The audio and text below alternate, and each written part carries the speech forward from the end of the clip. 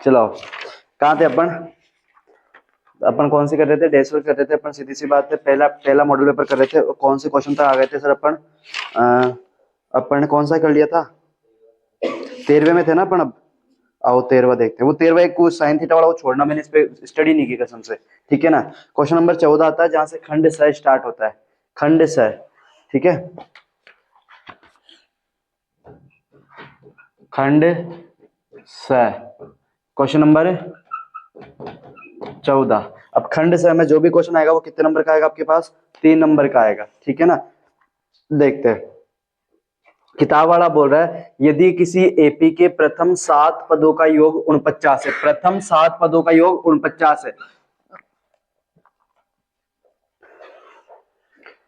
प्रथम 7 पदों का योग 49 का है, वो ब्लैक वाला, ठीक है।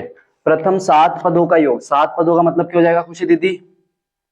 S7। 7 पदों का योग इसे बोलते हैं। S7 कितना दे रखा है? 49 है। और प्रथम 17 पदों का योग, 17, प्रथम 17 मतलब S17, सम में बोलते हैं ना इसे, सम ऑफ 17, कितना दे रखा है? 289। तो किताब वाला क्वेश्चन है अपना, ठीक है। तो इसके प्रथम n पदों का योग ज्ञात करना है। प्रथम n पदों का योग ज्ञात करना है। प्रथम n पदों का योग मतलब Sn ज्ञात करना है। n पदों का योग यही होगा ना, Sn, ठीक है सर जी, क्लियर है। अब आपको हल पे आते हैं। क्वेश्चन समझ में आ गया ना? किताब वाला कह रहा है कि बाबूजी इसके प्रथम 7 पदों का योग 49 है, इसके प्रथम 17 पदों का योग 289 है, तो इसके Sn ज्ञात करो, इसके n पदों का योग ज्ञात करो। इसके n पदों का योग ज्ञात करो। तो मैं साइड में आया, मैंने कहा बाबूजी Sn बराबर तो क्या होता है? n बटा 2 2a plus n minus 1 into D. इसका मतलब मेरे को Sn निकालने के लिए a और d चाहिए। a और d के लिए बाबूजी ने हिंट दिए यहाँ पे, ठीक है। आओ S7 बराबर कितना दे दिया? 49। आप ये बताओ इस S7 का फॉर्मूला क्या होता है? अरे फॉर्मूला क्या होगा आपको पता है? n बटा 2 2a प्लस n माइनस, आइए बॉस, d बराबर 49। लेकिन यहाँ पे खुद n की जगह कितना रखना खुशी दीदी? तो जहां जहां n है वहां क्या रख दूंगा? 7। 7 बटा 2 एक बार के लिए ऐसा कैसा, 2a प्लस ऐसा कैसा, 7 में से एक गया 6d बराबर 49। 7 बटा 2 ऐसा कैसा, 2 इससे भी कॉमन ले लिया, 2 इससे भी कॉमन ले लिया, अंदर कौन बचेगा? a प्लस 3d बराबर 49। सीधी सी बात है 2 से, तो 7 बराबर a प्लस 3d बराबर कौन चल रही है? 49, ठीक है शीतल दीदी, दिख रहा है ना आपको? a गुणाम तो उधर आके, तो a प्लस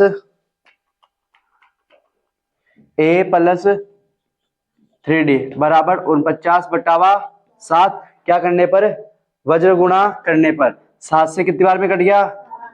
तो a प्लस 3d बराबर कितना आ गया? 7। अब आपको पता है अपन को दो चर का मान निकालना है, a और d का मान निकालना है, तो समीकरण भी दो चाहिए। तो ये तो S7 से बात करिए, अब S17 से बात कर ले। S17 का फॉर्मूला क्या होता है? आज जाने से पहले मेरे को बताओगे कि पहले फॉर्मूले लिखाने मेरे को आज पूरे, ठीक है ना। S17 फॉर्मूला देखो, आपको पता है S17 मतलब 17 पदों का योग कितना दे रखा है? 289। 17 पदों का योगफल कितना है? 289। और एस एन का फॉर्मूला होता है n बटा 2 2a plus n minus 1 into D बराबर 289।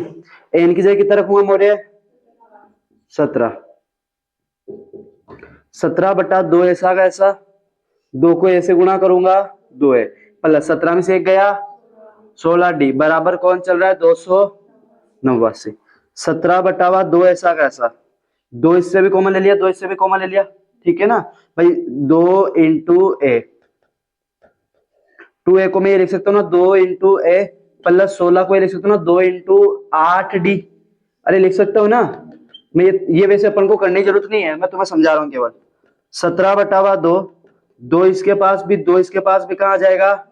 अंदर कौन बचेगा? a प्लस 8d बराबर 289। अरे यही बचेगा शेरा 2 से, तो 17 बराबर कौन है ए 17 ए प्लस 8d बराबर 289। अजी ठीक है, हाँ है ना, बोलते रहो। देखो मेरी भी तबीयत खराब है, पर बोलते रहो ताकि मेरे को भी थोड़ा सही मिलता रहे कि पढ़ रहे बच्चे, वरना मैं भी इन्हें छोड़ दूंगा अभी। a प्लस 8d बराबर 289। 17 गुणा में तो इधर आके शेरा, ठीक है। पहले मैं देखो रियलिटी है, तुम जितना बोलोगे ना उतना तुम्हें याद समझ में आएगा क्वेश्चन रियली। तुम ऐसे चुपचाप से बैठे बैठे देखते रहोगे ना तो कोई मतलब नहीं है, चाहे कितने होशियार हो तुम। 17 की टेबल में कितनी बार में 17 का स्क्वायर ही होता है ना 289। तो a प्लस 8d बराबर, ये समीकरण नंबर 2 और ये समीकरण नंबर 1। समीकरण 1 और 2 से a और d का मान निकाल ले। आओ विलोपन विधि से कर ले क्या। समीकरण 1 ये रही, विलोपन विधि से। कौन सी विधि से कर रहा हूं शीतल दीदी। तो a प्लस 3d बराबर 7 और इधर कौन है a प्लस 8d बराबर 17। ये प्लस का तो किसको हो जाएगा, ये प्लस का तो किसको हो जाएगा, ये प्लस का तो किसको हो जाएगा, माइनस का। आओ विलोपन में यही होता है ना गौतम सर, पहले यही होता है ना बेटा, प्लस माइनस a से a कट जाएगा।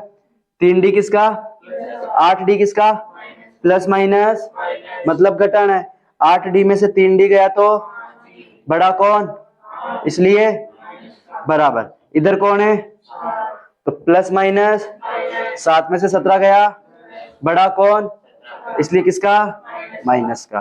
ठीक है, तो माइनस का 5d बराबर माइनस का 10, माइनस से तो d ऐसा का ऐसा 10 ऐसा ऐसा 5 गुणा में आके 5 एकम 5 5 दूनी 10, तो d बराबर तो कितना आ गया सर जी 2। अब a को मान भी तो निकालना पड़ेगा ना, तो d का मान चाहो तो समीकरण 2 में रख लो, चाहो तो समीकरण 1 में रख लो। समीकरण 1 में रख ले, आपको समीकरण 1 कहती है a बराबर 3d बराबर 7। आई दीदी इधर आ मेरी बहन, आइए।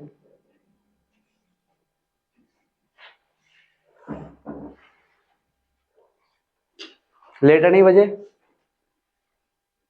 वापस वही डर चला रहे हो ना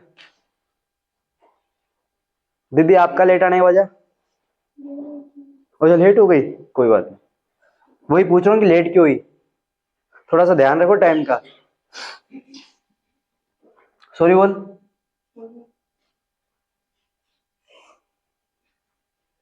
सॉरी बोल, मैं तो मारूंगा तो यार। अभी ए ऐसा कैसा प्लस 3 डी कितो आपनो 2 बराबर 7, 3 दूनी बराबर ए ऐसा कैसा 7 ऐसा प्लस का छेद रखे, तो ए बराबर कितना आ गयो 1। लेकिन सर जी ना तो अपन को ए निकालना था ना डी निकालना था, अपन को तो निकालना क्या था S N, sum of N. तो एस एन बराबर क्या होता है सर जी, एन बटा 2 एन माइनस 1 इंटू डी। अरे वो लाइन खींच लेता हूँ, ऐसा काकड़ बाकड़ लगता है साला, कुछ समझ ही नहीं आता। एस एन ऐसा कैसा एन बटा 2, एन तो दे नहीं रखा ना इसने, खुद ने कहा एन का निकालना है। 2 ए कितना अपनो प्लस एन माइनस 1 डी कितना अपनो 2। अरे ठीक है पहले दीदी, एस एन ऐसा कैसा एन बटा 2 ऐसा कैसा, 2 को 1 से गुणा करूंगा 2, एन को 2 से गुणा करूंगा 2 एन माइनस 2 1 कम 2 आएगा ना शेरा, गुणा इससे भी होगा इससे भी होगा ना, पहले फूफा जिससे मिलेंगे फिर इससे मिलेंगे। एन बटा 2 प्लस के 2 से माइनस का 2 कट गया, कौन बचेगा 2n, 2 से एस एन बराबर कौन आ गया एन। ये लो सर जी, ठीक है, ये ऐसा क्वेश्चन तो नहीं था, ये दोनों तो थे A7 ये हो तो A17 ये तो एपी याद करने का क्वेश्चन तो है अपने, ठीक है, पर इसने क्वेश्चन घुमा के दे दिया कि SN बराबर n स्क्वायर। तो सीधी सी बात है, अगर कॉन्सेप्ट क्लियर है ना तो क्वेश्चन बड़े आसानी से होंगे, बड़े आसानी से। और अगर कॉन्सेप्ट ही क्लियर नहीं है ना, रुक जाता मैं तो, अगर कॉन्सेप्ट क्लियर नहीं है ना तो फिर रोते रहोगे, ठीक है, इसलिए ना कॉन्सेप्ट क्लियर रखना जरूरी है। ओके, और चलते आगे।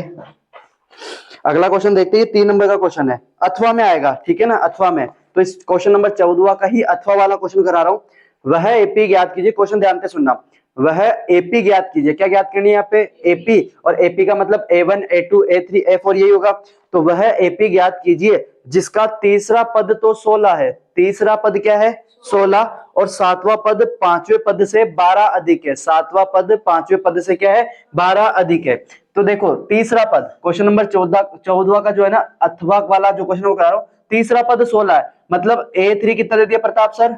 16। और किताब वाला कह रहा है सातवां पद पांचवें पद से 12 अधिक है। मैं ये शर्त लिख देता हूं, सातवां पद पांचवें पद से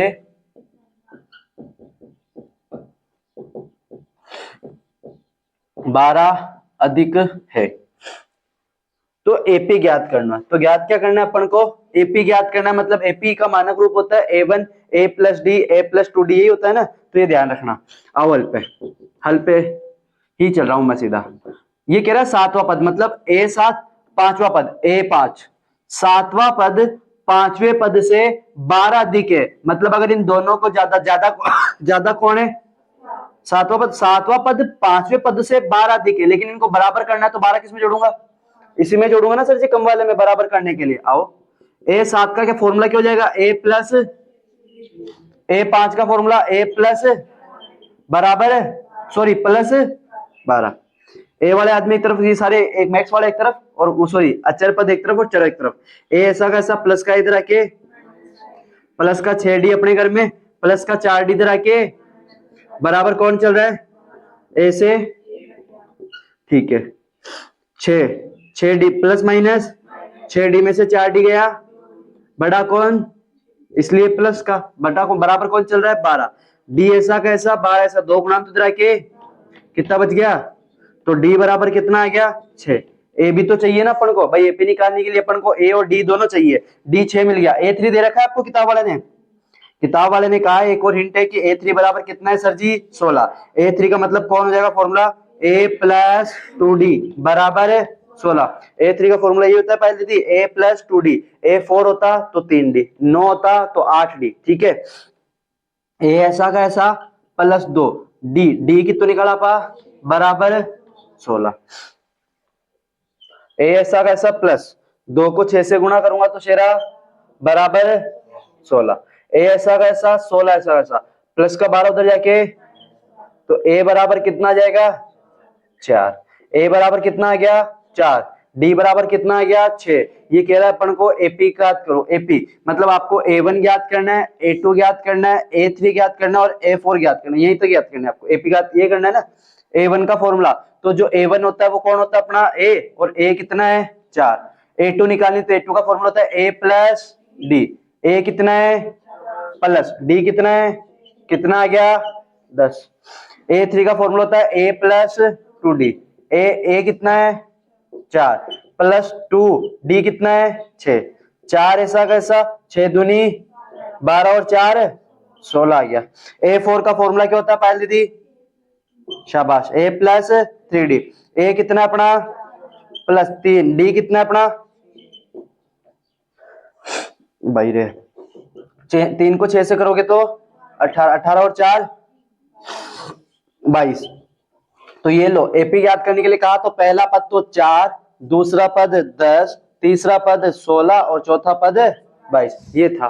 तो ये दोनों थे 14वें क्वेश्चन अथवा के अंदर आएगा। 3 नंबर का एक क्वेश्चन होगा, दोनों में से कोई एक करना है, दोनों में से कोई एक करना है। अब आपको देखो दोनों आएंगे क्योंकि प्रश्नावली 5 बहुत बढ़िया प्रश्नावली है, कोई दिक्कत है नहीं। तो आप कोशिश करना दोनों में से पहले ये देखोगे तो तुम पहले कर सकते हो ना वो, क्योंकि सेम आंसर मिलेगा, मतलब सेम नंबर मिलेगा। तो जिसमें टाइम कम लगता हो ना वो क्वेश्चन करना आप, ठीक है। क्लियर ये चीज? पक्का? आगे चलू? ओके गौतम यार बोर्ड साफ कर देना। किसी को कुछ पूछना? सर्दी तो नहीं लग रही ना इससे? मुंह से बोल ही जाएगा। ना के नहीं आई, कोलगेट करके नहीं आई तो मुंह से बोलती ना फिर। लेट क्यों आई? जान पर तेरा रोज का रोज है ये। अब गुस्सा आएगा इसको, अब देखेगी वो, देख वो फिल्म देखते ना ऐसे एकदम, मुझे ऐसे मत तेरे तो रख देगी है। देख ओहो इतनी तो पड़ी नहीं।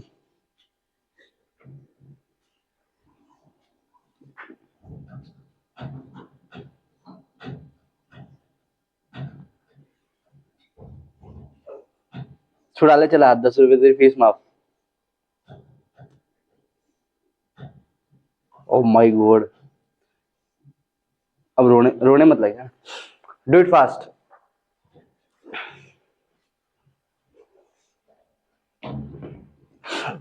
ठीक है, क्वेश्चन नंबर 14 कर लिया। अब आते हैं क्वेश्चन नंबर 15 पे। क्वेश्चन नंबर 15, ठीक है, आओ समझना। क्या हो गया बॉस, ऐसे राजी खुशी कैसे हो तुम?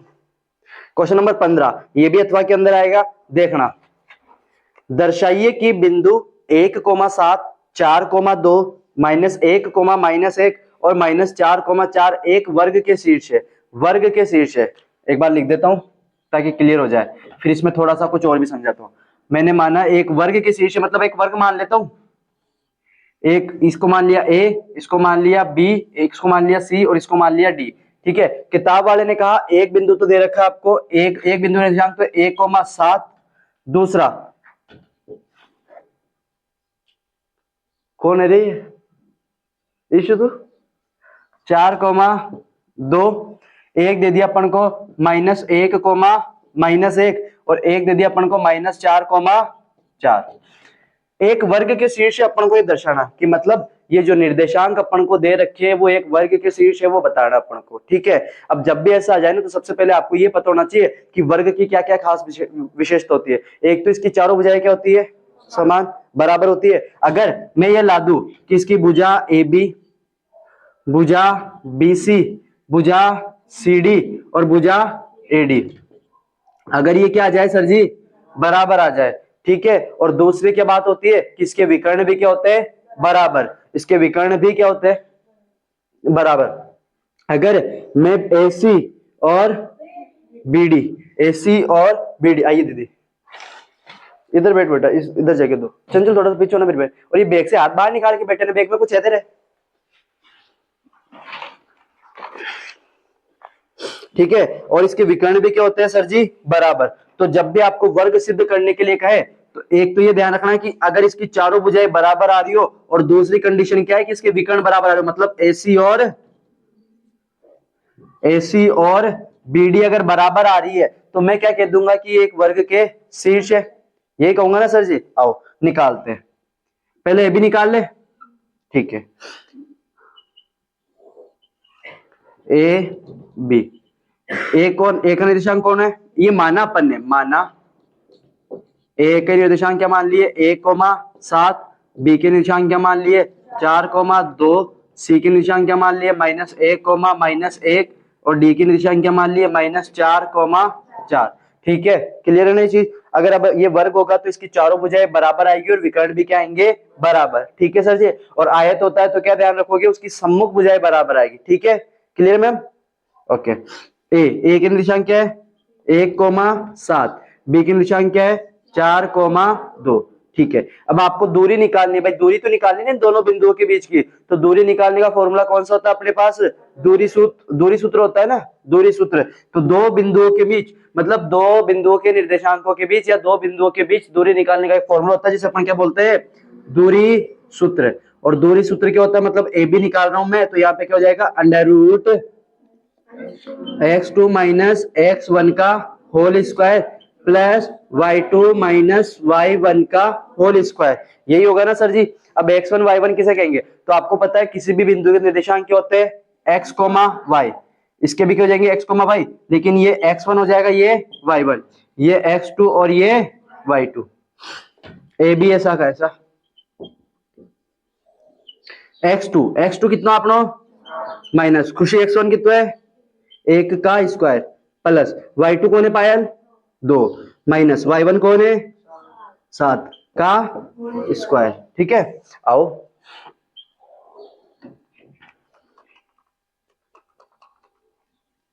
ए बी की बात कर रहे हैं अपन, √ 4 में से 1 गया तो 3 का स्क्वायर प्लस 2 में से -7 गया तो -5 का होल स्क्वायर। ए बी ऐसा कैसा √ 3 का स्क्वायर -5 का स्क्वायर 25। तो ए बी 25 और 9 कितना हो जाएगा 34, √34। तो ए बी बराबर तो कितना सेंटीमीटर आ गई, सॉरी मतलब √34 इकाई आई है, सेंटीमीटर नहीं इकाई। अब वो मीटर में मानेगा तो वो मीटर मान लेगा, सेंटीमीटर मानना तो सेंटीमीटर मान लेगा। तो यहाँ पे इसकी जो दूरी आई है वो √34 इकाई आई है। ठीक है सर जी, ये तो ए बी निकाली। अब बी सी निकाले भाई, चारों निकाले ना अपन को, आओ बी सी देखते हैं। बी सी, बी के निशान क्या है गौतम सर, सी के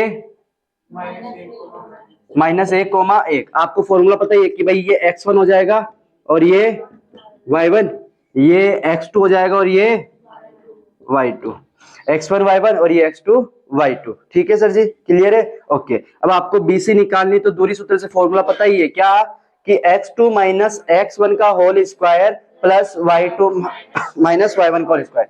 x2 कौन है? -1 माइनस x1 कौन है? का होल स्क्वायर प्लस y2 कौन है? -1 माइनस y1 कौन है? 2 का होल स्क्वायर। अरे ठीक है, BC ऐसा का ऐसा।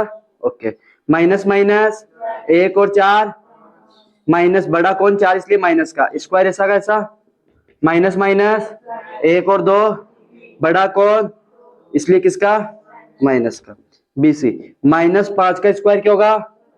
ओ सर ये माइनस कहाँ गया? तो भाई -5 का स्क्वायर कर रहे हो तो इसका मतलब -5 को खुद से कितनी बार गुणा कर रहे हो? 2 बार। और यही कर रहे हो ना, तो माइनस माइनस 5 को 5 से गुणा किया 25, तो ये ध्यान रखना। -3 का स्क्वायर 25 और 9 कितना हो जाएगा? वही 34। तो ये लो सर जी, ये कितना निकाल लिया? √34। ठीक है, ऐसा कैसे आपका कौन आएगा? CD आएगा, निकाल लोगे ना? ठीक है, क्लियर है ना? क्लियर है ना? तो ये ध्यान रखना, इसकी पहली शर्त तो पूरी हो जाएगी कि चारों के चारों भुजाएं कितने आ रही है सर जी? √34 इकाई। अब विकर्ण निकालना है, AC और BD निकाल, वो निकाल लोगे ना सर जी आराम से, कोई दिक्कत तो नहीं ना उसमें? क्या नाम है आपका? नाम क्या है? हाँ निकाल लेगी ना, ठीक है, नाम बोल जाया करो। AC निकाले एक बार। ओके, ए के निर्देशांक क्या दीपिका दीदी? 1,7। C की निर्देशांक क्या पहले दी? -1, अब आपको पता है ये कौन हो जाएगा अपना? x1 y1, ये कौन हो जाएगा? x2 y2। फॉर्मूला आपको पता ही है, दूरी सूत्र से AC निकालनी ना अपन को। AC बराबर √x2 माइनस x1 का whole square plus y2 minus y1 का होल स्क्वायर। ये होता है ना वंशिका दीदी? मैं तेरी गर्दन देखने के लिए पीछे थोड़े से देखूंगा कि वो गर्दन हिला रही है, मुंह से बोला कर मेरी बहन। ओ सर 150 मेरी में ले जाऊंगी अभी, है ना? धमकी दे रही है, तुम धमकी दी कैसे मेरे को? आ रहूंगी। x2 कौन है यहाँ पे? -1 माइनस x1 कौन है? 1 का होल स्क्वायर प्लस y2 कौन है? -1, और माइनस तो फॉर्मूले का लग रहा है ना शायद यहाँ पे। माइनस y1 कौन है? का होल स्क्वायर। ऐसी ऐसा का ऐसा √ माइनस माइनस 1 और 1 बड़ा कौन? 1 इसलिए, सॉरी दोनों बराबर, दोनों माइनस की इसलिए माइनस का, प्लस माइनस माइनस 1 और 7 8 बड़ा कौन इसलिए माइनस का। इधर कौन चल रहा है?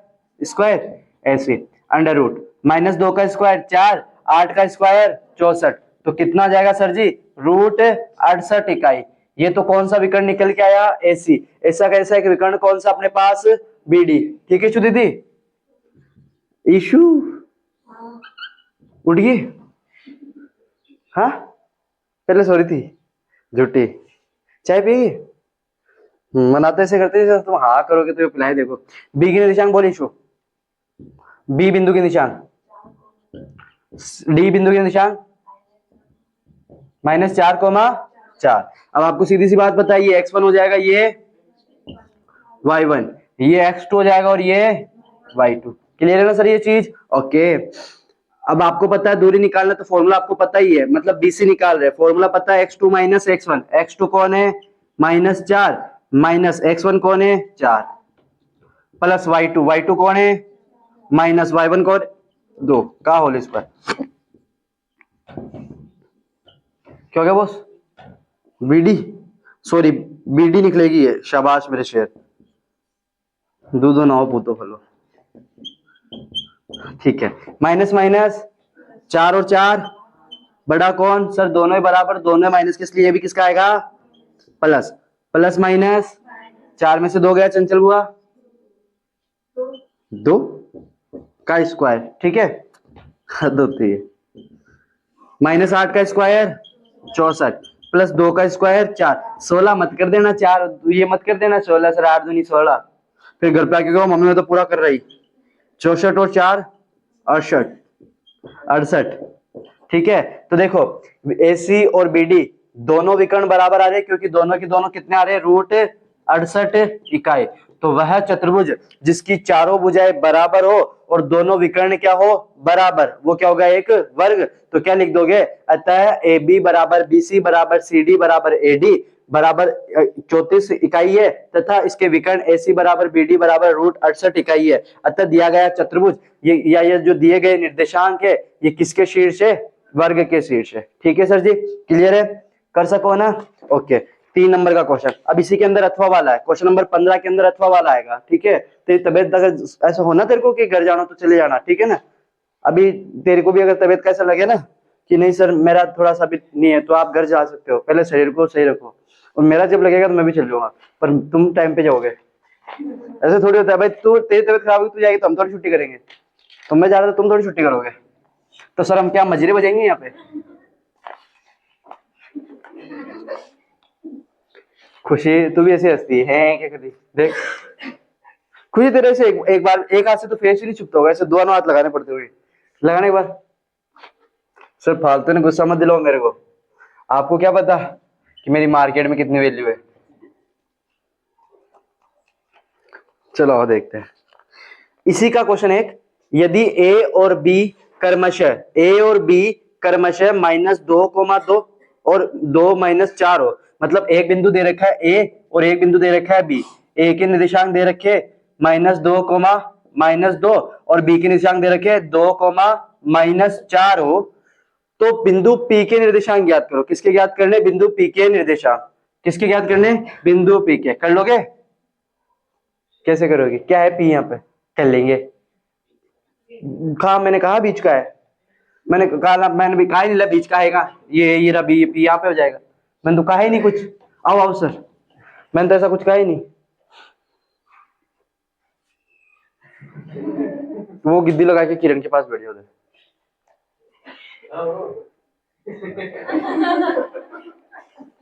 वह लगा उधर लगा मेरे, ठीक है। हाँ यार ये मेरे को लगा दरी कर रही है, पर कोई नहीं। वो पता है मांझी दुखी कब हुआ था, जब उसकी चेनी टूट गई थी। आओ P के निर्देशांक ज्ञात करो, ताकि AP बराबर, P के निर्देशांक ज्ञात करने हैं, कब ज्ञात करने हैं, जब AP बराबर कितना दे रखा हो आपको, 3/7 AB। ठीक है, 3/7 AB, और P रेखाखंड, P जो है वो रेखाखंड AB पर स्थित है, P जो है वो रेखाखंड AB पर कहीं ना कहीं स्थित है। ठीक है सर जी, क्लियर है। अब बता कहाँ मध्य बिंदु है, इसलिए क्वेश्चन पूरा पढ़ो। आओ समझते हैं, किताब वाला कह रहा है A बिंदु के निर्देशांक कितने हैं, -2, -2। B बिंदु के निर्देशांक कितने हैं, 2, -4। तो P के निर्देशांक याद कर लो, कर लेंगे सर, पर इसने एक शर्त दी है कि P क्या है, और इसने कहा है जो P है वो रेखाखंड AB पर स्थित है। AP बराबर 3/7 AB दे रखा है इसने, तो आपको पता है ये मध्य बिंदु भी अगर मानते हैं तो अपन इसको विभाजन बिंदु है, ये इसको बांट रहा है किसी ना किसी में, मतलब x, y निकालना है, x, y। तो आपको पता अपन को M1 भी चाहिए और M2 भी चाहिए। M1 और M2 के लिए पुपा जी ने कुछ दिया है, ये पुपा जी ने गलत दे दिया। AP बराबर 3/7 AB। आओ देखते हैं, आओ देखते हैं। हाँ, AP बराबर 3/7 AB। मेरे को आपको पता है एक तो AP चाहिए और क्या चाहिए, BP। क्वेश्चन नॉर्मल नहीं दिख, वो ऐसा नहीं है कि आसान है ये, ठीक है ना, समझना इस क्वेश्चन को। AP ऐसा कैसा, 3/7 ऐसा कैसा, AB। AB को क्या लिख सकता हूं मैं सर जी, AP प्लस ये लिखूंगा ना AP, क्योंकि मेरे को चाहिए कौन, AP चाहिए और BP का अनुपात चाहिए, AP और BP का अनुपात चाहिए, तो AP और BP लाओ तो सही रोल में। ठीक है, आओ 7 गुणा में तो इधर भाग में तो इधर आके, तो इधर तो हो गया 7 AP, 3 को AP से गुणा करूंगा 3 AP, 3 को BP से गुणा करूंगा 3 BP। AP वाले एक तरफ, BP वाले एक तरफ। ठीक है, 7 AP ऐसा का ऐसा, ये प्लस, ये इधर मैं लिख रहा हूं जो दिख रहा है ना, दिखता तो नहीं इसमें, प्लस का 7 AP ऐसा, प्लस का 3 AP इधर आके किसको जाएगा, बराबर कौन चल रही हो, 3 बीपी। 7 एपी में से 3 एपी गए हो, इधर कौन चल रही हो, 3 बीपी। एपीएसओ गए सो, आपको पता है अपन को अनुपात ही चाहिए, तो एपीएसओ गए सो बीपी गुणा में तो ठिनार भाग में 3 आपने गए, 4 ऊपर था तो कहां जाएगा, तो एपी अपॉन बीपी बराबर कितना आ गया, 3/4। मतलब M1 तो कितना आ गया 3 और M2 कितना आ गया 4। ये हिंट थी, यहाँ पे थोड़ा सा ध्यान रखना, ठीक है ना। तुम यही उलझ जाते कि सर कैसे क्या करना, क्लियर है ना ये चीज। ओके, अब आपको x, ये विभाजन बिंदु हो गया, विभाजन बिंदु के निर्देशांक निकालने तो विभाजन सूत्र से निकालेंगे, और विभाजन सूत्र क्या कहता है कि x बराबर तो क्या होता है, ये विभाजन बिंदु का x निर्देशांक है, ठीक है, M1 x2 plus M2 x1 upon M1 plus M2। M1 कौन है 3, X2 कौन है, ओ सर जी, ओ सर जी, सर जी, सर जी, घर का माथा आ जाए बार भाई। ये कौन है अपना X1, ये X2, ये Y1 और ये Y2। किरण अब तो नहीं लग रही सर्दी तेरे को, देख गुस्सा कैसे आ रहा है उसको भाई, पहाड़ आड़ा आ गया तेरे पूरा। X2, X2 कौन है अपनो 2 प्लस M2 कौन है, M2 कौन है, X1 कौन है -2 बटावा M1 और M2 3 और 4, 3 दूनी प्लस माइनस 4 दूनी बटावा कितना आ गया सर जी, -2 बटावा 7। ये तो x निर्देशांक आ गया, ठीक है, पॉइंट में निकाल देना, निकाल दोगे ना।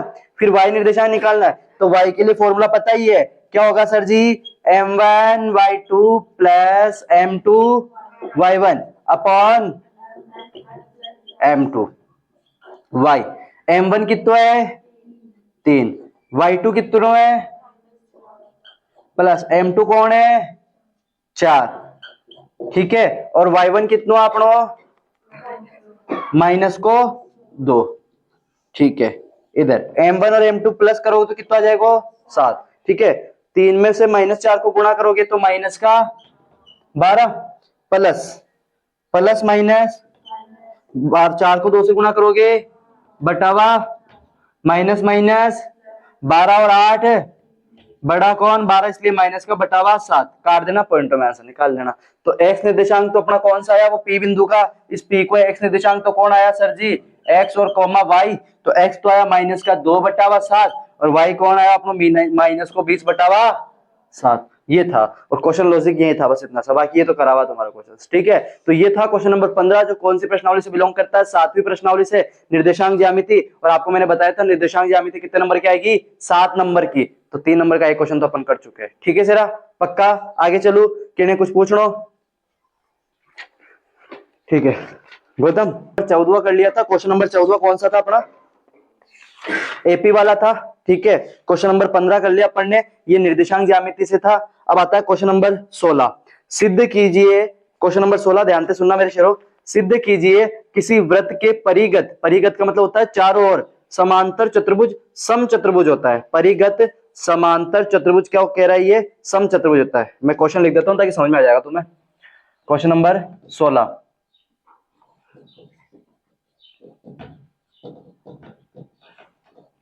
सिद्ध कीजिए कि किसी वृत्त के परिगत समांतर चतुर्भुज,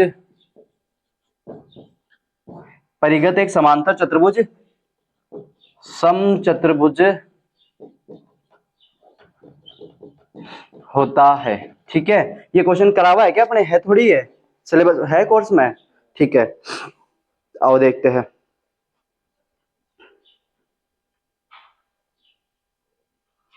चलो देखते हैं, जैसा भी होगा, बड़ा प्यारा क्वेश्चन है।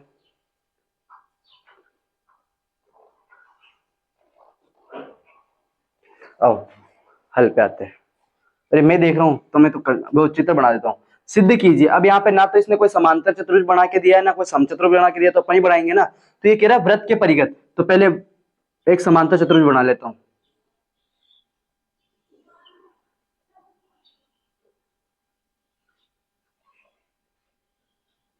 देखिए कला, ठीक है, तो माना ए बी सी डी, ये अपन ने माना है कि माना ए बी सी डी एक समांतर चतुर्भुज है। समांतर चतुर्भुज, इसको समचतुर्भुज सिद्ध करना अपन को। एबीसीडी एक समांतर चतुर्भुज है। खुद कह रहे हैं ना कि किसी वृत्त के परिगत एक समांतर चतुर्भुज समचतुर्भुज होता, सिद्ध करो कि एक समांतर चतुर्भुज उसको आपको समचतुर्भुज सिद्ध करना है। ठीक है, तो माना एबीसीडी एक, अरे बोलो, समांतर चतुर्भुज है। ठीक है, अब आपको पता है ये वृत्त का स्पर्श बिंदु हो जाएगा भाई, यहां पे स्पर्श करके जा रहे हैं तो ये P, ये बिंदु Q R S, तो यहां पे मैं लिख देता हूं P Q R व S वृत्त के स्पर्श बिंदु है, वृत्त के। और स्पर्श बिंदु आप जानते हो ना, तो जिसपे वृत्त को कोई बाहरी रेखा स्पर्श करके निकलती है उसे क्या कहा जाता है? स्पर्श बिंदु कहा जाता है। क्लियर है सर जी? अब अपन को सिद्ध क्या करनी है? सिद्ध करना है कि एबीसीडी एक समांतर चतुर्भुज होता है। सिद्ध क्या करना है कि एबीसीडी एक एबीसीडी एक समचतुर्भुज है। एबीसीडी एक समचतुर्भुज है। अब क्या दिया हुआ है? समांतर चतुर्भुज। आपको समांतर चतुर्भुज की विशेषता पता होना चाहिए कि समांतर चतुर्भुज के सम्मुख कोण क्या होते हैं? बराबर होते हैं। सम्मुख भुजाएं बराबर होती है। समांतर चतुर्भुज की सम्मुख भुजाएं बराबर होती है। मतलब अगर बात करूं तो ए बी किसके बराबर दे रखी है अपन को? सी डी के, और इधर ए डी किसके बराबर दे दी? बी सी के। ठीक है, ये समांतर चतुर्भुज होता है। लेकिन समचतुर्भुज में क्या डिफरेंस होता है कि उसकी चारों भुजाएं बराबर होती है। मतलब वह समांतर चतुर्भुज जिसकी चारों भुजाएं बराबर हो वो कौन सा चतुर्भुज होगा? समचतुर्भुज। इसका मतलब मुझे इसकी चारों भुजाएं क्या लानी है? बराबर लानी है। अब आपको पता है 10वीं प्रश्नावली का क्वेश्चन है ना ये व्रत वाली का। ठीक है, तो आपको पता है कि अपन ने स्पर्श बिंदु के बारे में कुछ ना कुछ पढ़ा था। करते, बड़ा आसान है, हल पे आते हैं। आप ही बताओ, मैं ये लिख सकता हूं क्या? एपी बराबर एएस, एपी बराबर एएस। ओ सर जी, एपी बराबर एएस क्या लिख रहे थे? तो मैंने कहा था बाह्य बिंदु से वृत्त पर खींची गई स्पर्श रेखा लंबाई में क्या होती है सर जी? समान होती है, बराबर होती है। तो किसी बाह्य बिंदु से, समझ लेना इस चीज को, मैंने सपोज अगर कहा ये वृत्त है जिसका केंद्र O है, एक बिंदु P ले लिया, P से एक स्पर्श रेखा खींची वृत्त पे A P है, और P से बाह्य बिंदु P से वृत्त के केंद्र O, जो केंद्र O केंद्र वाला जो वृत्त है उस पे एक स्पर्श रेखा खींची PB। तो एक ही बिंदु से वृत्त पर खींची गई स्पर्श रेखा लंबाइयों में क्या होती है? बराबर होती है। मतलब PA किसके बराबर हो जाएगी? PB के। तो वही मैंने यहाँ पे कर दिया कि ये A बाह्य बिंदु है और इसकी एक स्पर्श रेखा AP और एक स्पर्श रेखा कौन हो गई? AS। क्लियर है सर जी? तो AP बराबर AS। बिंदु B के लिए आप बताओ, मैं लिख सकता हूं क्या? BP बराबर BQ। अरे BP बराबर BQ लिख सकता हूं ना? ओके। बिंदु C के लिए मैं क्या लिख सकता हूं? CQ बराबर CR। अब Q वाले इस तरफ लिखना है, मतलब जिस तरफ Q दिख रहा है ना उधर लिखूंगा। तो इधर लिख दूंगा CR और इधर आ जाएगा CQ। बिंदु D के लिए क्या लिखूंगा पायल दीदी? DR बराबर DS। आओ लिखते हैं, तो DR की तरफ ही लिखूंगा ना, DR बराबर DS। समीकरण 1, समीकरण 2, समीकरण 3 और समीकरण 4। 1 2 का 4। तो दादा कैसे है? ठीक है भी, चलो बढ़िया। तेरे दादा का नाम क्या है? सोमनाथ। चलो आओ, समीकरण 1, समीकरण 2, समीकरण 3 और समीकरण 4 को जोड़ो। LHS वाला आदमी LHS में जुड़ेगा, RHS वाला आदमी RHS में जुड़ेगा। तो इधर AP plus BP plus CR plus DR बराबर इधर BQ प्लस DS। AP और BP को जोड़ रहा हूं, AP और BP को जोड़ रही हूं, क्या बन रही है? AB बन रही है।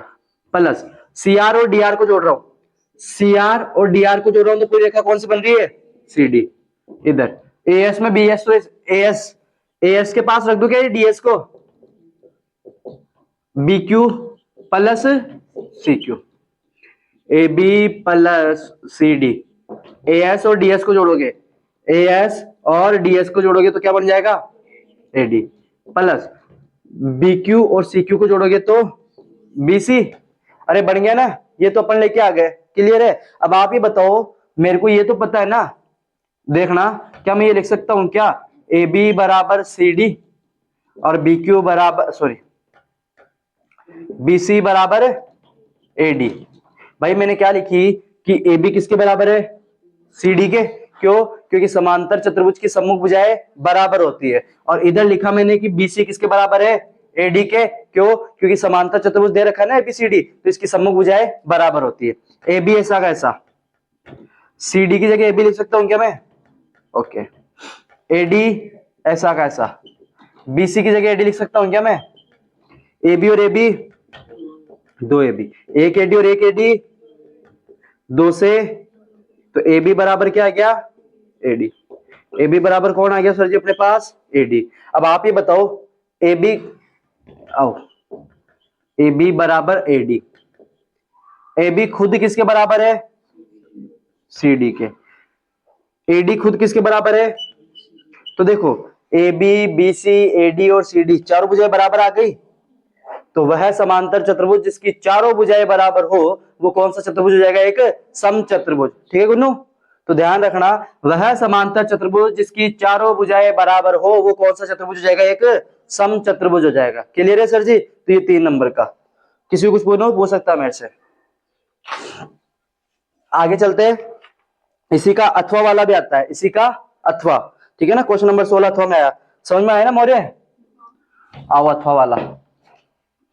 अथवा वाला क्वेश्चन कहता है सिद्ध कीजिए कि किसी वृत्त के परिगत यानी वृत्त के चारों ओर बने चतुर्भुज की आमने सामने की भुजाएं केंद्र पर संपूरक कोण अंतरित करती है। मैं लिख देता हूं ताकि क्वेश्चन समझ में आ जाए, ये थ्योरिकल क्वेश्चन है थोड़ा सा। इसका फीस वाले हंस गए ने, तो फिर अभी नए दांत भी नहीं बंधेंगे। ठीक है, सिद्ध कीजिए, मजाक कर रहा हूं मैं, सिद्ध कीजिए कि वृत्त के परिगत बने चतुर्भुज की आमने सामने की भुजाएं, मैंने माना ये आमने सामने की भुजाएं, एक तो ए बी, चतुर्भुज क्या मान लिया, ABCD। इसका मध्य बिंदु ये मतलब स्पर्श बिंदु P, इसका स्पर्श बिंदु Q, इसका स्पर्श बिंदु R और ये स्पर्श बिंदु S, PQRS मान लिया। किताब वाला कह रहा है सिद्ध कर रहे हो कि आमने सामने की भुजाएं, जैसे एक AB है, इसके सामने वाली भुजा कौन है, CD।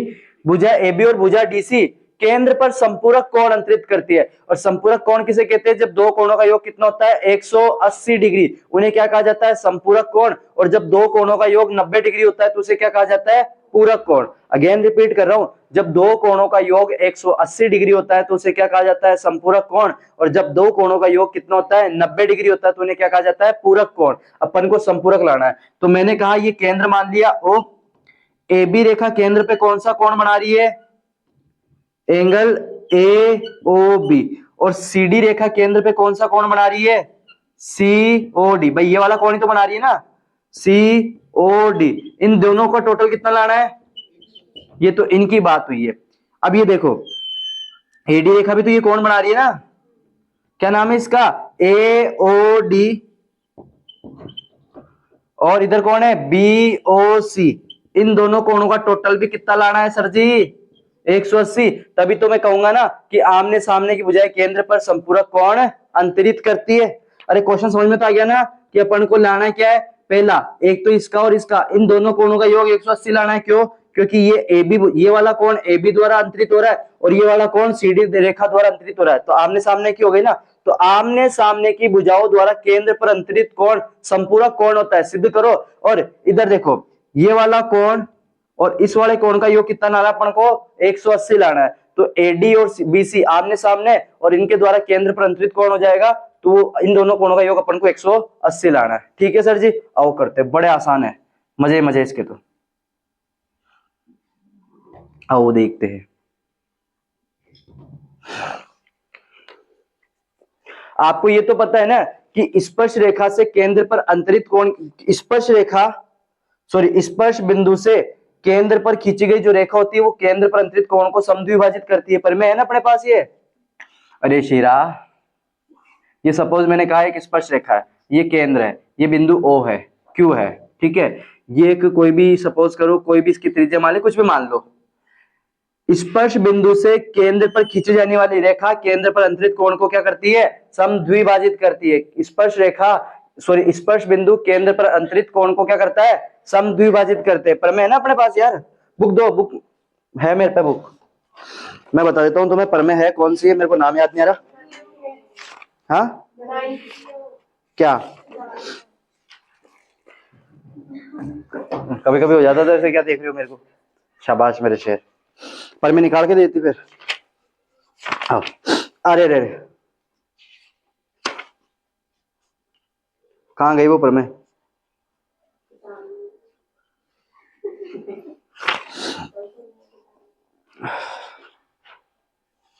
अरे यार कहाँ गया?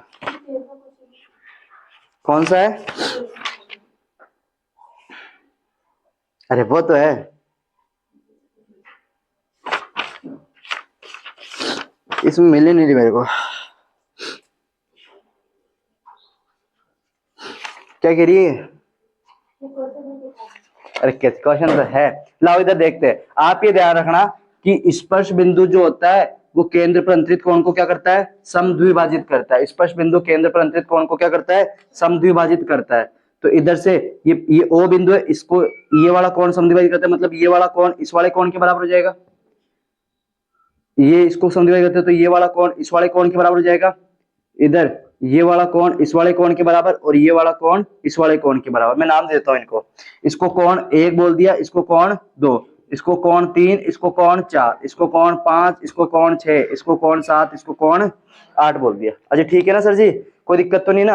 अब आप ये बताना मेरे को, मैं ये लिख सकती हूँ क्या क्या कि कोण 1 बराबर कोण 2, कोण 1 कोण 2 के बराबर हो जाएगा। अरे सॉरी सॉरी सॉरी, हो गई गलती। प्रमेय क्या थी यार? कोण 2 कोण 3 के बराबर होगा स्पर्श बिंदु केंद्र पर। एक मिनट के लिए आओ, इसको छोड़ते ही एक प्रमेय करता हूं, मैं प्रमेय सिद्ध कराता हूं। एक स्पर्श बिंदु P, एक केंद्र कौन सा मान लिया? O। समझना इस चीज को, तुम्हारा भी डाउट क्लियर? और अपना तो वैसे ही नहीं है, A और B। अजय ठीक है ना? उस क्वेश्चन को भूल जाओ एक मिनट के लिए, इधर आ जाओ, ठीक है? थोड़ा छोटा बना लेती हूँ ताकि और क्लियर हो जाए। ये मैंने P, इसकी एक स्पर्श रेखा यहाँ मान लो, एक यहाँ मान लो, मैं स्पर्श रेखा यही मान लो, ठीक है ना? केवल तुम्हें समझाने के लिए, ताकि तुम्हें समझ में आ जाए। यहाँ पे केंद्र कौन सा मान लिया? O। ये A और ये B, ठीक है? आप ये बताओ केंद्र पर अंतरित कोण कौन सा है? AOB। और P क्या है सर जी? बाह्य बिंदु है। P कौन है? बाह्य बिंदु है, ठीक है? मैंने एक रेखा खींची PO, एक रेखा क्या खींच दी? PO। बाह्य बिंदु से केंद्र पर एक रेखा खींची तो क्या हो गया सर जी? आओ देखते हैं। आप ये बताओ, ये वाली भुजा इसके बराबर हो जाएगी? एक चीज, मैं इन दोनों त्रिभुजों को सर्वांग सम ला रहा हूं अभी, ठीक है? ये वाली भुजा इस वाली भुजा के बराबर हो जाएगी, क्योंकि बाह्य बिंदु से, एक ही बाह्य बिंदु से वृत्त पर खींची गई स्पर्श रेखा लंबाई में क्या होती है? समान या बराबर होती है। एक चीज, त्रिज्या, ये त्रिज्या होगी, त्रिज्या स्पर्श बिंदु पे क्या होती है? त्रिज्या स्पर्श बिंदु पे क्या होती है? तो दूसरी चीज आ गई। तीसरी चीज पीओ इसके पास भी, पीओ इसके पास भी, तो ये क्या हो जाएगी? उभयनिष्ठ भुजा। तो ये दोनों त्रिभुज सर्वांग सम है, तो सीपीसीटी से ये कह सकता हूं कि ये वाला कोण इस वाले कोण के बराबर होगा। मतलब बाह्य बिंदु ने क्या करा? बाह्य बिंदु ने केंद्र पर अंतरित कोण को क्या कर दिया? समद्विभाजित कर दिया ना सर जी? तो बाह्य बिंदु केंद्र पर बनने वाले कोण को क्या करता है? समद्विभाजित करता है। तो यहाँ पे ये बताना, ये बाह्य बिंदु B है, ये कौन है? केंद्र। तो ये बाह्य बिंदु केंद्र पर बनने वाले कोण को क्या कर देगा? समद्विभाजित। और बनने वाला कोण कौन सा है? कोण 2 और कोण है, तो कोण 2 बराबर कोण 3 लिख सकता हूं क्या? इधर देखो, बाह्य बिंदु कौन है? C, ये कोण ये बन रहा है इस पे, तो C बाह्य बिंदु केंद्र पर बनने वाले कोण को क्या कर देगा? समद्विभाजित। तो कोण 5 किसके बराबर हो जाएगा? कोण है 4 के। इधर ये बाह्य बिंदु है, बाह्य बिंदु केंद्र पर बनने वाले कोण को क्या कर देगा? समद्विभाजित। बनने वाला कोण यही था, तो कोण 6 किसके बराबर हो जाएगा? कोण 7 के। ये बाह्य बिंदु है, बाह्य बिंदु केंद्र पर बनने वाला कोण कौन सा है? मतलब ये वाला कोण था, इसको समद्विभाजित कर देगा, तो कोण 8 किसके बराबर हो जाएगा? कोण 1 के। अरे क्लियर नहीं चीज? तो पक्का ये ध्यान रखना थोड़ा सा, ये बताया नहीं था क्या पहले कभी? तो ये ध्यान रखना आप कि बाह्य बिंदु वृत्त के केंद्र पर अंतरित कोण को, वृत्त के, प्रताप क्या कर रहा है भाई? केंद्र पर अंतरित कोण को समद्विभाजित, वृत्त के केंद्र पर अंतरित कोण को समद्विभाजित करता है। अजी ठीक है सर जी, क्लियर है, पक्का, ओके। ये नियम समझ में आ गया ना मैंने क्यों लिखा है ऐसा, दोनों को सर्वांग सम करिए, थोड़ा सा ध्यान रख लेना। अब आप ये बताओ, मैं ये लिख सकता हूँ क्या, कोण 1 प्लस कोण 2 प्लस कोण 3 प्लस कोण 4 प्लस कोण 5 प्लस कोण 6 प्लस कोण 7 प्लस कोण 8 बराबर 360 डिग्री। अरे भाई ये सारे के सारे कोण एक बिंदु के चारों तरफ ही तो बन रहे, और एक बिंदु पर अंतरित होने वाले सभी कोणों का योग कितना होता है, 360 डिग्री। इसे केंद्रीय कोण भी बोला जाता है, ठीक है ना। तो ध्यान रखना, एक बिंदु पर अंतरित सभी कोणों का योग कितना होता है, 360 डिग्री। कोण 1 ऐसा कैसा, कोण दो की जगह कोण 2 लिख रहा हूं अभी। कोण 3 की जगह कोण 2 लिख सकता हूं क्या मैं। कोण 4 की जगह कोण 5 लिख सकता हूं क्या, कोण 5 ऐसा ऐसा। कोण 7 की जगह कोण 6 लिख सकता हूं क्या, कोण 7 की जगह कोण 6 लिख दिया। और कोण 8 की जगह क्या लिख दूंगा, बराबर 360। अब सर मजाक मत करो, फालतू समझ नहीं आया यहाँ पर। आओ, मेरे को पता है कि मेरे को इन दोनों कोणों का योग 180 लाना है, और यहाँ पे मेरे को दिख कौन रहा, कोण 1 कोण 2 दिख रहा है, कोण 6 कोण 5। तो यहाँ देखो मैंने कोण 1 कोण 2 कोण 5 और कोण 6 रखा ना, कोई दूसरा आदमी नहीं लिया। मेरे को कोण 4 नहीं लेना था, तो मैंने 4 की जगह कोण 5 लिख दिया, और लिख सकता हूँ, लीगल हूं मैं, ठीक है। तो ये ध्यान रखना भाई, मेरे को इसका और इसका कोण 180 लाना है ना, तो मैं इन्हीं से बात करूंगा ना, कोण 1 कोण 2 कोण 6 और कोण 5 है। भाई फूफा जी के घर जाना है, तो आप किसी चाचा से बात करके थोड़ी जाओगे, तो जिसके घर जाना उससे बात करोगे ना। तो जो सिद्ध करना उससे बात कर रहा हूँ, कोण 1 कोण 2 कोण 6 कोण 5, मेरे को इसी से बात करनी थी, मैंने इसलिए ये लिख दिया।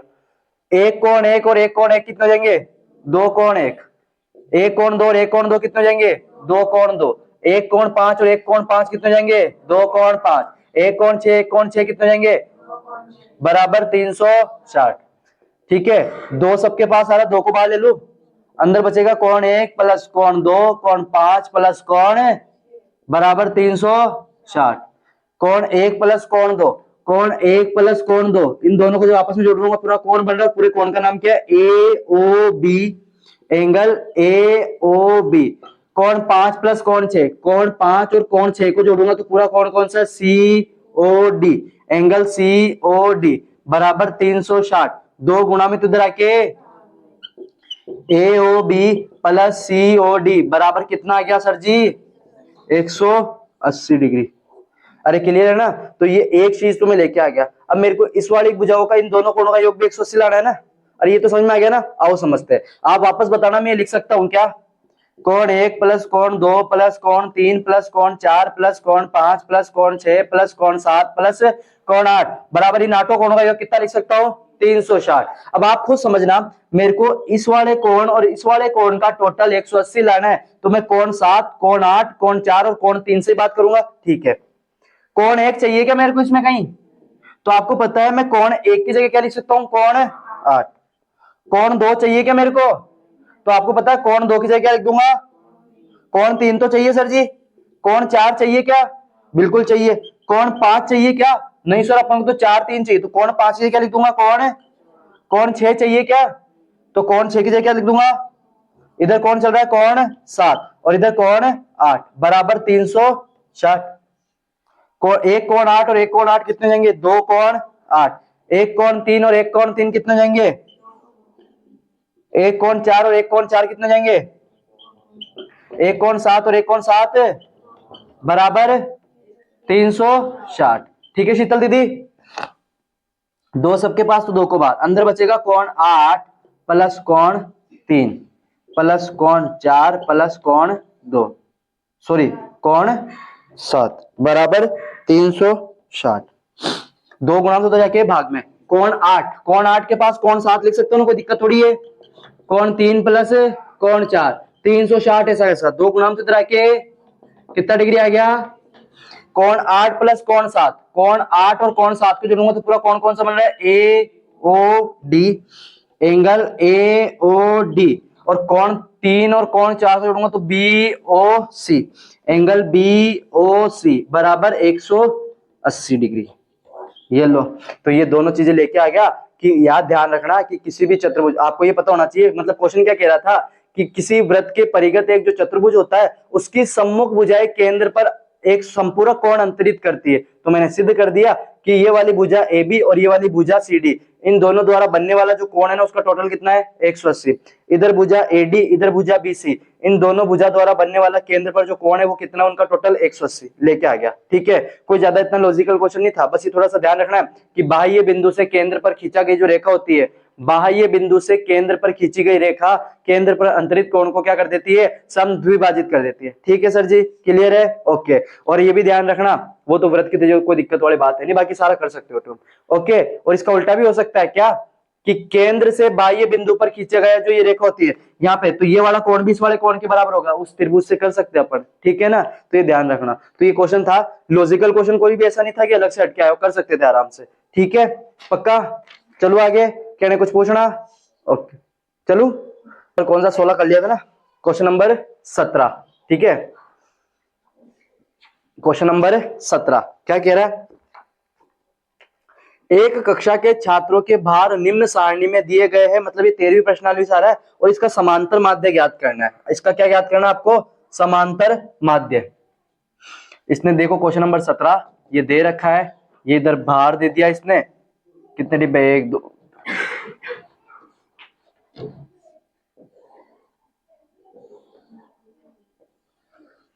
ठीक है, और इधर छात्रों की संख्या दे दी 20, 1, 21 पे 2, 22 पे 6, 23 पे 7, 24 पे 4, 25 पे 2, मार तो जगह कम पड़ गई रे, ओ माय गॉड, 26, 27 और 28, 26 पे 3, 27 पे 2 और 28 पे 3। इसका क्या ज्ञात करने के लिए कह रहा है, समांतर माध्य ज्ञात करने के लिए कह रहा है। क्या ज्ञात करने के लिए कह रहा है, समांतर माध्य। आओ इसकी सारणी अब अपन बनाते हैं अपने हिसाब से।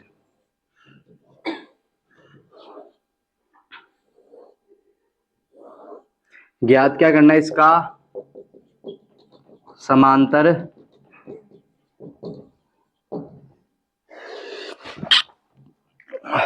कोई बात नहीं, होता रहता है, चीखते हुए नहीं देखा किसी से, हंस क्यों रही है, चल छोड़ बस। समांतर माध्य करते हैं। अब आपको पता है ये अवर्गीकृत आंकड़ा है, तो अपन क्या करते हैं, प्रेक्षणों का योग बटे हुए प्रेक्षणों की संख्या। संख्या कौन होगी प्रेक्षणों की, आदमी कितने टोटल, यही होंगे नीचे वाले, नीचे वाले होते हैं ना संख्या, और योग। अब आप बताओ 20 कितने जनों के, 21 कितने, 21 को कितनी बार जोड़ूंगा मैं, 2 बार जोड़ूंगा, क्योंकि 21 2 जनों क्या आया, तो 22 को कितनी बार जोड़ूंगा, तो 22 प्लस 22 प्लस 22 प्लस 6 22, बहुत ज्यादा लंबा हो जाएगा, तो इसको अपन अपने तरीके से करते हैं। ये भार दे दी, ये संख्या दे दी, भार कितना है, एक बार बना दे कितने तक है भाई हो,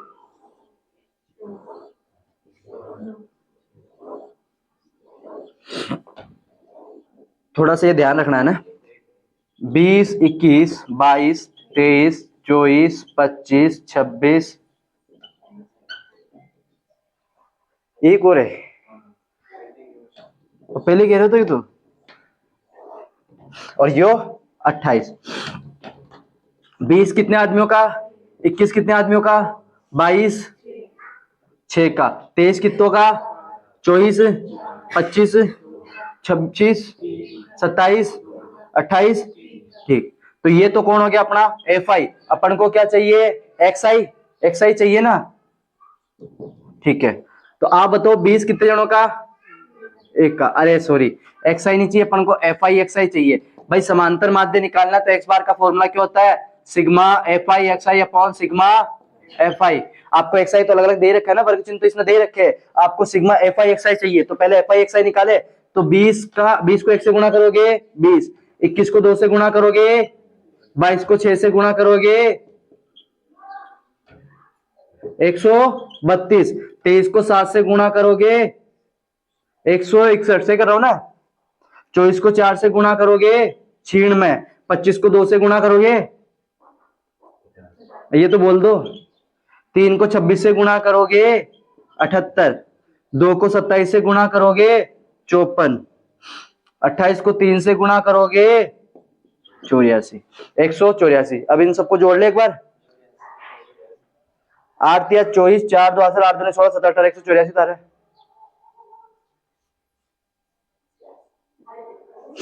झूठ आ रहा है साले कबूतर। 8 या 24, 3 दूनी 6, 7 84 आ रहा है, सही है। अब इनको जोड़े क्या, अरे जोड़ो इनको यार, वो 20 42 132 161 96 50 78 54 84, एक से नहीं है 84, ये साले गलत कराने में लगा है। 2 2 4 और 1 5 और 6, बोल लो प्लीज। 2 2 4 5 6 और 11 11 और 8 19 19 और 4 23 23 और 4 27, 2 और 2 4 4 4 8 8 और 3 11 11 और 6 17 17 और 9 25 26 26 और 5 31 31 और 7 38 38 और 5 33, वो 43 43 और 8 51, 1 5 हासिल, 5 और 1 6 6 और 1 7, कितना आ गया sir sigma F I X I, तो 717।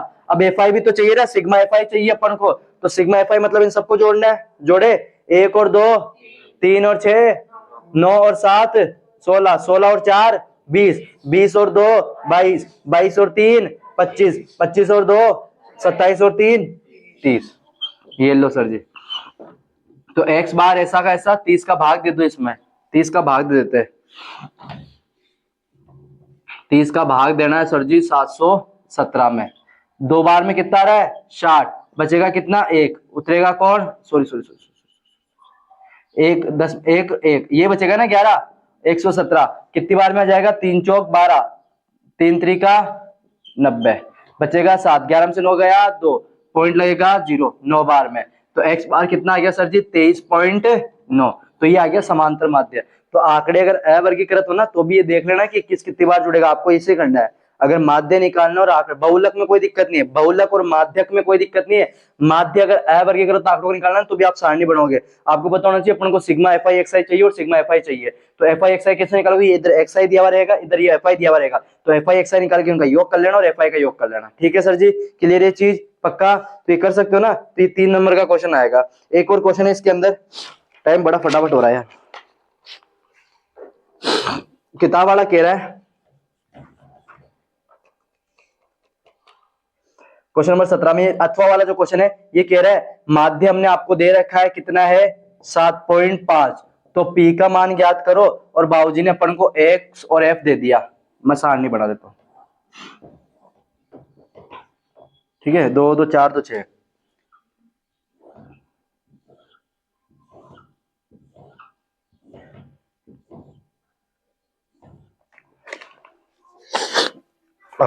X तो 3 5, अरे भाई रे ये बड़ा दुख है यार, छींक आती भी नहीं है जाती भी नहीं है, 6 8 15 P 8 4। अब ये कह रहा है P का मान निकालो, हमने माध्य कितना दे दिया आपको 7.5, मैंने कहा आपने दिया नहीं मैं खुद निकालूंगा। तो आपको पता है माध्य निकालने के लिए फॉर्मूला होता है sigma F I X I upon sigma F I, sigma F I X I मतलब एफ आई और एक्स आई, ये एफ आई और ये कौन है एक्स आई, तो एफ आई और एक्स आई निकाले क्या, 6 को 3 से गुणा किया, 8 को 5 से गुणा किया, 7 को 15 से गुणा किया तो 15 साते 9 को P से गुणा किया, 11 को 8 से गुणा किया, 4 को 13 से गुणा किया, 52 13 चौक 52।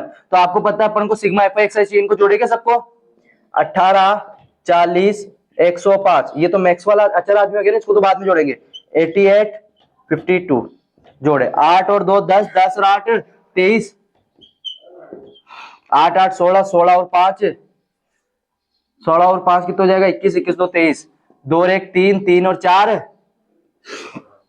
7 और 8 कितना हो जाएगा 15 15 और 5 20, 2 और 1 3, तो sigma F I X I तो कितना आ गया 303 प्लस ये 9P भी तो नहीं इसके साथ, ओके, और सिग्मा एफ आई तो इनको जोड़ते हैं, 6 और 8 कितना हो जाएगा सर जी 14, 14 और 15 कितना हो जाएगा 29, 29 और 8 कितना, ये नहीं जुड़ेगा, 29 और 8 कितना हो जाएगा सर जी अपने पास 37, 37 और 4 कितना हो जाएगा 41 प्लस P, ठीक है।